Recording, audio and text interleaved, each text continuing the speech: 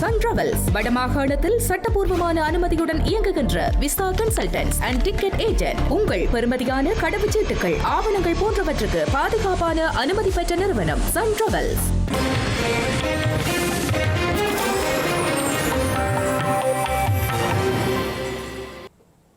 வணக்கம். இது ஐபிசி தமிழின் காலை நேர பிரதான செய்திகள். முதலில் தலைப்புச் செய்திகள். கருப்பு ஜூலை மற்றும் சிறைப்படுகொலை நினைவேந்தல் யாழில் முன்னெடுப்பு. பிரான்சிலும் நீதி கோரி போராட்டம்.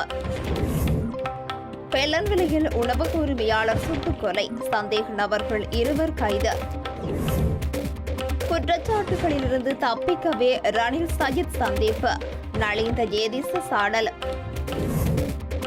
இலங்கை பொருட்கள் மீது அமெரிக்கா 10% வரி விதிப்பு, ஏற்றுமதியாளர்கள் சங்கம் வரவேற்பு.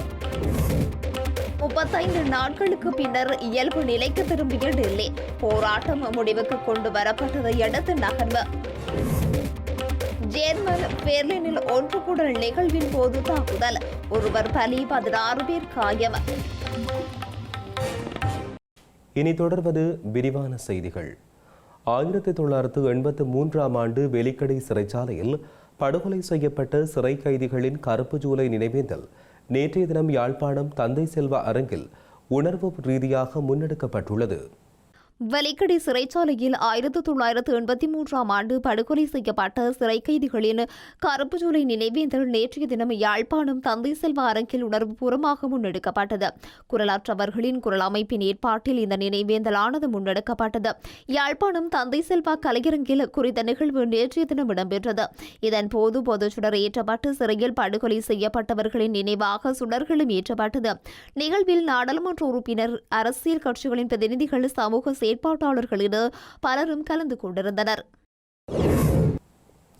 இதேவேளை புகலிட நாடுகளில் நடத்தப்பட்டு வரும் நினைவு கூறல் நிகழ்வுகளில் ஒன்றாக கருப்பு ஜூலை 43ஆம் ஆண்டினை நினைவு கூர்ந்து பிரான்ஸ் நாடாளுமன்ற வளாகம் அருகே நேற்று ஒரு போராட்டம் நடத்தப்பட்டுள்ளது. இந்த கவனஈர்ப்பு போராட்டத்தில் செம்மணியில் படுகொலை செய்து புதைக்கப்பட்ட மக்களுக்காகவும் நீதி கோரப்பட்டது. 43வது ஆண்டில் தமிழின அணிப்பின் கனத்த நினைவுகளோடு இந்த இடத்தில் ஒன்று கூடியிருக்கிற அனைவருக்கும் தமிழர் ஒருங்கிணைப்பு குழுவின் சார்பில் இந்நேர அன்பான மாலை வணக்கத்தை தெரிவித்துக் கொண்டு இந்த கவனஈர்ப்பு நிகழ்வை பொதுத்தொடரேற்றி அகவணக்கத்தோடு ஆரம்பிப்போம். அந்த வகையில் ஸ்ரீலங்கா இனவரி அரசினுடைய காடையர்களால் படுகொலை செய்யப்பட்டு அந்த சாவடைந்த மக்கள் அனைவருடைய நினைவுகளையும் சுமந்த ஈகத்துடன்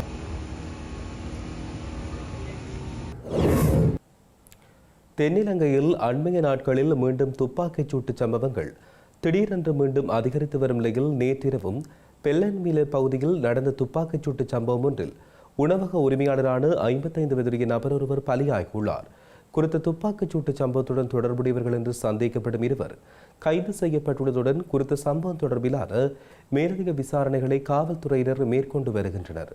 கடந்த மாதம் வரை ஒப்பீட்டளவில் குறைந்திருந்த தென்னிலங்கை துப்பாக்கிச் சூட்டு சம்பவங்கள் திடீரென மீண்டும் அதிகரித்து வருகின்றன.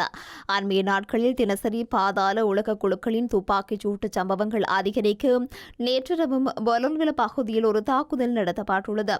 இந்த துப்பாக்கிச் சூட்டு சம்பவத்தில் உணவக உரிமையாளரான 55 வயதான நபர் காயமடைந்து களபோவில மருத்துவமனையில் அனுமதிக்கப்பட்ட போதும் அவர் சிகிச்சை பலனின்றி உயிரிழந்துள்ளார். ஸ்ரீலங்காவின் முன்னாள் ஜனாதிபதி ரணில் விக்ரமசிங்கவும் எதிர்க்கட்சித் தலைவர் சஜித் பிரேமதாசவும் மீண்டும் ஒன்றிணைவதால் அரசாங்கத்துக்கு எந்தவித தாக்கமும் ஏற்பட போவதில்லை எனவும் குற்றச்சாட்டுகளிலிருந்து தப்பிக்கும் நோக்கிலும் பயத்திலுமே இவர்கள் பதற்றமடைந்து ஒன்றாக சந்திக்க தொடங்கியுள்ளதாக அமைச்சர் நலிந்த ஜேதிச தெரிவித்துள்ளார். களுவாஞ்சிக்குடி பிரதேசத்தில் நேற்றைய தினம் இடம்பெற்ற ஊடக சந்திப்பிலேயே அவர் இவ்வாறு தெரிவித்தார்.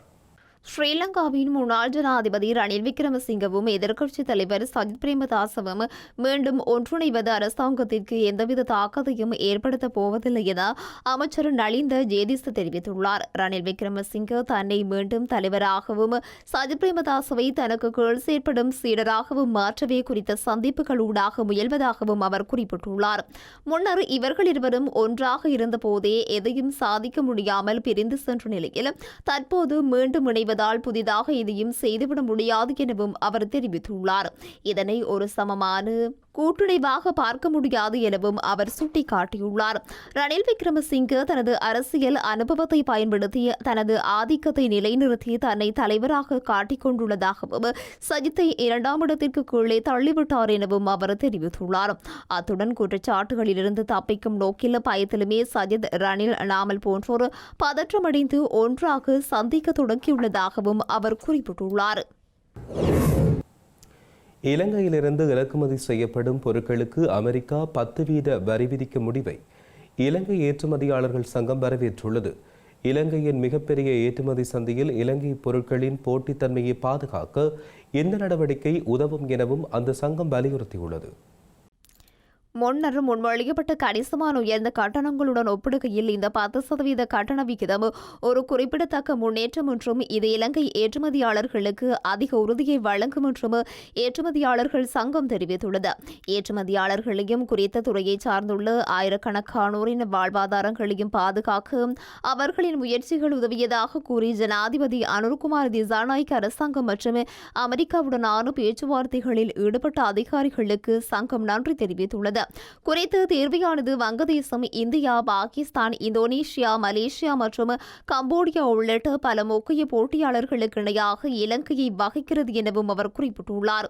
ஆடை போன்ற தொழில்களில் இயல்பான வரம்புகள் ஒப்பீட்டளவில் குறைவாக இருப்பதாலும் சர்வதேச வாங்குபவர்கள் கொள்முதல் செய்யும் இடங்களுக்கு இடையே விலைகளை உன்னிப்பாக ஒப்பிடுவதாலும் சுங்கவரி சமநிலையை பேணுவது முக்கியமானது என்றும் அந்த சங்கம் தெரிவித்துள்ளது. 2.5% புள்ளிகள் அளவிலான கட்டண வேறுபாடு கூட இலங்கையின் போட்டித்திறனை கணிசமாக பாதிக்கக்கூடும் எனவும் குறிப்பிடப்பட்டுள்ளது. குறித்த முடிவை வரவேற்று அதே வேளையில் இரு நாடுகளுக்கும் இடையே அதிக உறுதித்தன்மையை பெறவும் சந்தை அணுகலை மேம்படுத்தவும் பொருளாதார ஒத்துழைப்பை வலுப்படுத்தவும் அமெரிக்காவுடன் ஒரு விரிவான இருதரப்பு வர்த்தக ஏற்பாட்டை தொடருமாறு கிழக்காசிய இலங்கைக்கு அழைப்பு விடுத்துள்ளது. அம்பாறை நகரில் விடுதியொன்றின் மறைவில் ரகசியமாக இயங்கி வந்த விபச்சார விடுதியொன்றை குற்றப்புலனாய்வு பிரிவினர் மற்றும் காவல்துறையினர் இணைந்து சுற்றி வளைத்துள்ளனர். இதன்பொழுது அங்கு முகாமையாளராக பணியாற்றிய நபர் உட்பட பெண்ணொருவரையும் காவல்துறையினர் கைது செய்துள்ளனர். அம்பாறை தலைமையக காவல் நிலைய பொறுப்பதிகாரிக்கு கிடைத்த ரகசிய தகவலை அடுத்து உளவாளி ஒருவரை பயன்படுத்தி காவல்துறையினரால் முன்னெடுக்கப்பட்டு திட்டமிட்ட நடவடிக்கையின் போது அம்பாறை நகரில் விடுதியொன்றில் மறைவில் ரகசியமாக இயங்கி வந்து விபச்சார விடுதியொன்று கண்டுபிடிக்கப்பட்டுள்ளது. இதன்போது அங்கு முகாமையாளராக பணியாற்றிய நபர் உட்பட பெண்ணொருவரையும் காவல்துறையினர் கைது செய்துள்ளனர். கைது செய்யப்பட்ட விடுதி முகாமையாளர் அக்கரைப்பற்று பகுதியைச் சேர்ந்தவர் என்றும் அவருடன் கைது செய்யப்பட்ட பெண் கண்டி மாவட்டத்தைச் சேர்ந்தவர் என்றும் காவல்துறையினர் தெரிவித்துள்ளனர். சந்தேக நபர்கள் இருவரையும் அம்பாறை நீதவான் நீதிமன்றத்தில் முன்னிலைப்படுத்துவதற்கான முதற்கட்ட சட்ட நடவடிக்கைகளை அம்பாறை தலைமையக காவல்துறையினர் மேற்கொண்டு வருகின்றனர். கொழும்பு கொம்பனி திருப்பகுதியில் 36,000க்கும் அதிகமான சட்டவிரோத சிகரெட்டுகளுடன் மலேசிய பிரஜை ஒருவர் காவல்துறையினரால் கைது செய்யப்பட்டுள்ளார். குறித்த சம்பவம் தொடர்பான மேலதிக விசாரணைகளை காவல்துறையினர் மேற்கொண்டு வருகின்றனர். கொழும்பு கொம்பனி தெரு பகுதியில் சட்டவிரோதமான முறையில் சிகரெட்டுகளை வைத்திருந்த வெளிநாட்டு பிரஜை ஒருவர் கைது செய்யப்பட்டுள்ளார். கிடைக்கப்பட்ட தகவலுக்கு அமைவாக நேற்று மாலை கொம்பனி தெரு காவல் பிரிவுக்குட்பட்டு உணவகம் ஒன்றின் வாகன நிறுத்துமிடத்தில் வைத்து குறித்த சந்தேக நபர் கைது செய்யப்பட்டுள்ளார். இதன்போது சந்தேக நபரிடமிருந்து 36,200 சட்டவிரோத சிகரெட்டுகள் மற்றும் அவரிடமிருந்து கேப்ரக வாகனம் ஒன்றும் காவல்துறையினரால் கைப்பற்றப்பட்டுள்ளன. இவ்வாறு கைது செய்யப்பட்டவர் 30 வயதுடைய மலேசிய பிரஜை என தெரிவிக்கப்பட்டுள்ளது. கொம்பனி தெரு காவல்துறையினர் சந்தேக நபரை கைது செய்துள்ளதுடன் குறித்த சம்பவம் தொடர்பான மேலதிக விசாரணைகளை காவல்துறையினர் மேற்கொண்டு வருகின்றனர். யாழ்ப்பாண பல்கலைக்கழகத்தில் சிரேஷ்ட விரிவுரையாளர் ஒருவர் பேராசிரியராக பதவி உயர்த்துவதற்கு பல்கலைக்கழக பேரவை நேற்று ஒப்புதல் வழங்கியுள்ளது. முகாமைத்துவ கற்கைகள் வணிகபீடத்தின் சுற்றுலா மற்றும் விருந்தோம்பல் கற்கை அலகின் இணைப்பாளரும் சந்தைப்படுத்துதல் துறையின் சிரேஷ்ட விரிவுரையாளருமான கலாநிதி சாதனா வைகுந்த வாசனையே பேராசிரியராக பதவி உயர்த்துவதற்கு பல்கலைக்கழக பேரவை நேற்று ஒப்புதல் வழங்கியுள்ளது. பல்கலைக்கழக பேரவையின் மாதாந்த கூட்டம் நேற்று 25ஆம் தேதி சனிக்கிழமை துணைவேந்தர் சிரேஷ்ட பேராசிரியர் தி வேல்நம்பி தலைமையில் இடம்பெற்றது. பல்கலைக்கழக மானியங்கள் ஆணைக்குழு சுற்றறிக்கை நியமனங்களுக்கு அமைய திறமை அடிப்படையில் பேராசிரியர் பதவிக்கு விண்ணப்பித்த சுற்றுலா மற்றும் விருந்தோம்பல் கற்கை அலகின் இணைப்பாளரும் சந்தைப்படுத்துதல் துறையின் சிரேஷ்ட விரிவுரையாளருமான சாதனா வைகுந்த வாசனின் மதிப்பீடு மற்றும் நேர்முக தேர்வு முடிவுகள் நேற்றைய பேரவைக் கூட்டத்தில் சமர்ப்பிக்கப்பட்டன. அவற்றின்படி சுற்றுலா மற்றும் விருந்தோம்பல் கற்கை அலகின் இணைப்பாளரும் சந்தைப்படுத்துதல் துறையின் சிரேஷ்ட விரிவுரையாளருமான கலாநிதி சாதனா வைகுந்த வாசன் சந்தைப்படுத்துதல் துறையில் பேராசிரியராக பதவி உயர்த்தப்பட்டுள்ளார். இந்திய மத்திய அமைச்சர் பதவியிலிருந்து தர்மேந்திர பிரதான் விலகியதைத் தொடர்ந்து கரப்பான்பூச்சி ஜனதா கட்சியின் டெல்லி ஜந்தர் மந்தர் போராட்டம் நிறைவுக்கு வந்துள்ளதால் இன்று டெல்லியில் இயல்பு நிலை திரும்பியுள்ளது. நேர்வினாத்தாள் கசிவு விவகாரம் தொடர்பாக சிஜேபி எனப்படும் கரப்பான்பூச்சி ஜனதா கட்சியின் போராட்டம் பெரும் கொதிநிலையை ஏற்படுத்திய நிலையில் சிஜேபி அமைப்பினர் விடுத்த கோரிக்கையின்படி மத்திய அமைச்சர் தர்மேந்திர பிரதான் நேற்று பதவி விலகினார். அவரது பதவி விலகல் அறிவிப்பு வெளியானதும் மைதானத்திலிருந்து சிஜேபி நிறுவனர் அபிஜித் திப்கே உட்பட்டவர்கள் உற்சாகமடைந்து ஆரவாரம் செய்தனர். தங்களது கோரிக்கைகளை மத்திய அரசு ஏற்றுக்கொண்டதால் ஜந்தர் மந்தரில் போராட்டத்தில் ஈடுபட்டிருந்த சிஜேபி கட்சியினர் சிறிது நேரம் கொண்டாட்டத்தில் ஈடுபட்ட பின்னர் கலைந்து சென்றனர். இதன் பின்னர் ஜந்தர் மந்தர் பகுதியில் நிறுத்தப்பட்டிருந்து இணைய சேவை மீண்டும் வழங்கப்பட்டதுடன் போராட்டம் காரணமாக மூடப்பட்டிருந்த சில தொடருந்து நிலையங்களும் நேற்று மாலை திறக்கப்பட்டதால் டெல்லியில் கடந்த 35 நாட்களுக்கு பிறகு இயல்பு நிலை இன்று திரும்பியது. இந்த நிலையில் இந்த போராட்டத்தை நடத்திய தனது மகனை நினைத்து பெருமைப்படுவதாகவும் நீண்ட நாட்கள் கழித்து அபிஜித் திப்கேவை சந்திக்கப் போவதாகவும் ஆரத்தி எடுத்து வரவேற்கப் போவதாகவும் கரப்பான்பூச்சி ஜனதா கட்சியின் நிறுவனர் அபிஜித் திப்கேவின் தாயார் குறிப்பிட்டுள்ளார். ஜெர்மனிய தலைநகர் பேர்லினில் நேற்று இடம்பெற்ற கிறிஸ்டோபர் வீதி தினம் என்று அழைக்கப்படும் முக்கிய நிகழ்வின் ஒரு பகுதியாக இடம்பெற்ற ஓரின சேர்க்கையாளர்களின் ஒன்று கூடல் நிகழ்வின் மீது நேற்று இரவு நடத்தப்பட்ட வாகன தாக்குதலில் ஒருவர் பலியாகியதோடு 16 பேர் காயமடைந்துள்ளனர். இந்த தாக்குதலை நடத்திய வாகனத்தின் சாரதி அடையாளம் காணப்பட்டுள்ள போதிலும் அவர் இதுவரையில் கைது செய்யப்படவில்லை. மேலும் குறித்த சாரதிக்கு அடிப்படைவாத இஸ்லாமிய தரப்புகளுடன் தொடர்பு உள்ளதாக நம்பப்படுவதாகவும் காவல்துறையினர் தெரிவித்துள்ளனர்.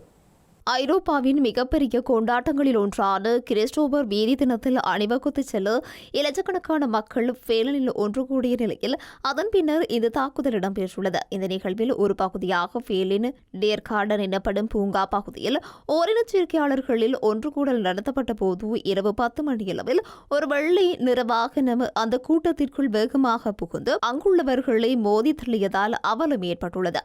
அதன் பின்னர் ஒரு மரத்தில் மோதிய அந்த வாகனம் சற்று கைவிடப்பட்டு அந்த வாகனம் கண்டுபிடிக்கப்பட்டாலும் அதிலிருந்து நபர்கள் தப்பிச் சென்று இந்த செய்தி எழுதப்படும் வரை தலைமறைவாக உள்ளனர். இந்த தாக்குதலில் ஒருவர் பலியாகி 16 பேர் காயமடைந்துள்ளனர். காயமடைந்தவர்களில் 3 பேர் உயிருக்கு ஆபத்தான காயங்களுடனும் 8 பேர் கடுமையான காயங்களுடனும் உள்ளதாக அறிவிக்கப்பட்டுள்ளது. தாக்குதலில் ஈடுபட்டதாக சந்தேகிக்கப்படும் வாகன சாரதிக்கு இஸ்லாமிய வட்டாரங்களுடன் தொடர்பு இருப்பதாக நம்பப்படுவதாக காவல்துறை செய்தி தொடர்பாளர் தெரிவித்துள்ளார். ஜெர்மன் அதிபர் பிரெட்டிங் மெஸ் இந்த சம்பவம் குறித்து முழுமையான விசாரணைக்கு அழைப்பு விடுத்துள்ளார். இனி மீண்டும் தலைப்புச் செய்திகள். கருப்பு ஜூலை மற்றும் சிறைப்படுகொலை நினைவேந்தல் யாழில் முன்னெடுப்பு. பிரான்சிலும் நீதி கோரி போராட்டம். பெல்லன்விலையில் உணவக உரிமையாளர் சுட்டுக்கொலை. சந்தேக நபர்கள் 2 கைது. குற்றச்சாட்டுகளிலிருந்து தப்பிக்கவே ரணில் சஜித் சந்திப்பு. நலிந்த ஜேதிச சாடல். இலங்கை பொருட்கள் மீது அமெரிக்கா 10% வரி விதிப்பு. ஏற்றுமதியாளர்கள் சங்கம் வரவேற்பு. 35 நாட்களுக்கு பின்னர் இயல்பு நிலைக்கு திரும்பிய டெல்லி. போராட்டம் முடிவுக்கு கொண்டு வரப்பட்டதை அடுத்து நகர்வு.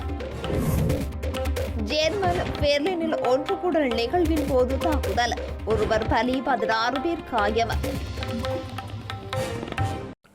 இத்துடன் ஐபிசி தமிழின் காலை நேர பிரதான செய்திகள் நிறைவடைகிறது. உடனுக்குடன் செய்திகளை அறிந்து கொள்ள ibctamil.com என்ற எமது இணையதளத்தினை பார்வையிடுங்கள். வணக்கம்.